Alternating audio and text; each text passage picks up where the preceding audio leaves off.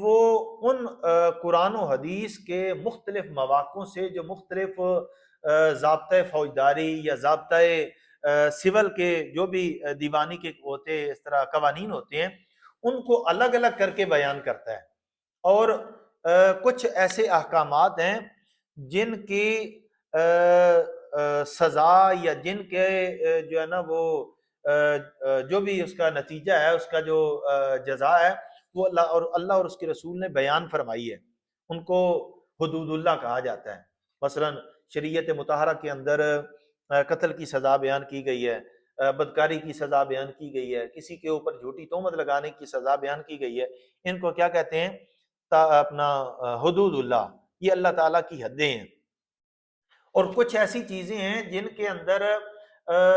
جو سزا بیان نہیں کی گئی، وہ اجتہاد کے ذریعے ان کی سزا قاضی یا جج خود تجویز کرتا ہے، اور اس کو کہا جاتا ہے تعزیر۔ جو قاضی قرآن و سنت کی روشنی میں اپنی رائے سے اجتہاد کرتے ہوئے اس کی جو ہے وہ سزا مقرر کرتا ہے۔ مثلا ایک وہ ہے اپنا حد خمر کی سزا جو ہے نا، شرب خمر کی سزا 80 کوڑے ہے،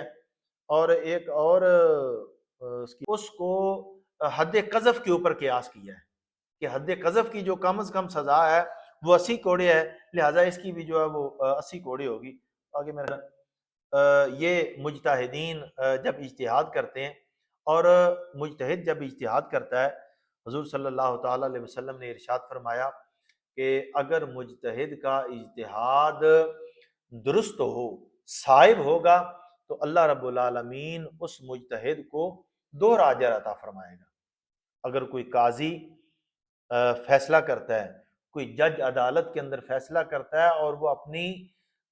انتہائی کوشش اور انتہائی ایمانداری اور دیانتداری کے ساتھ فیصلہ کرتا ہے، دیانتداری کے ساتھ فیصلہ کرنے کے بعد اگر اس کا فیصلہ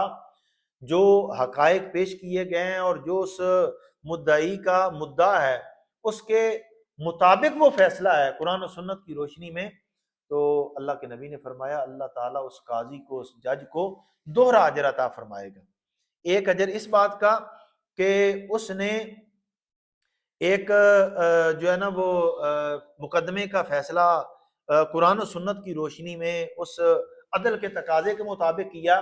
اور دوسرا جو اس نے فیصلہ کیا اس کی رائے 100% درست ہے، قرآن و سنت کے عین مطابق ہے۔ لیکن حضور نے فرمایا کہ اگر کسی مجتہد کی اجتہاد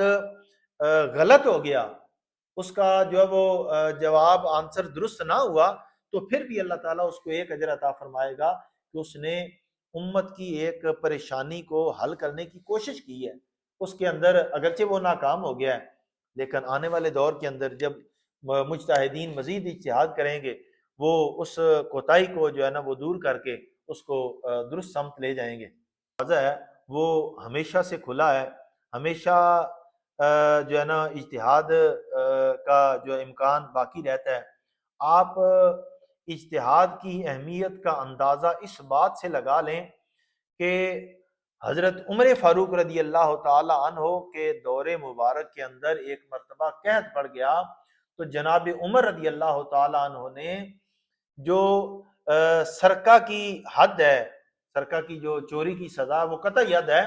تو حضرت عمر فاروق رضی اللہ تعالی عنہ نے قید سالی کی وجہ سے قطع ید کی سزا کو کچھ عرصہ کے لیے موقوف کر دیا تھا، کیونکہ اب قحط ہے، کھانے پینے کے لیے کوئی چیز نہیں ملتی، اگر کوئی آدمی اپنی جان بچانے کے لیے کوئی چیز کسی کی اٹھا کے کھا لے تو وہ چوری کے زمرے میں نہیں آئے گی۔ سر یہی وہ مجتہدین کے اندر، علماء کے اندر اس سوچ اور اس علمی رسوخ کا تقاضا کیا گیا ہے کہ جو عالم دین ہے وہ قرآن و سنت کی روح کو سمجھے، اور قرآن و سنت کی روح کو سمجھنے کے بعد ان کے سامنے جو بھی پیش آمدہ مسائل ہیں قرآن و سنت کی روح کے مطابق اس کا پھر وہ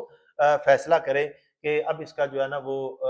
قرآن و سنت کے مزاج کے مطابق اس کا کیا حل ہے۔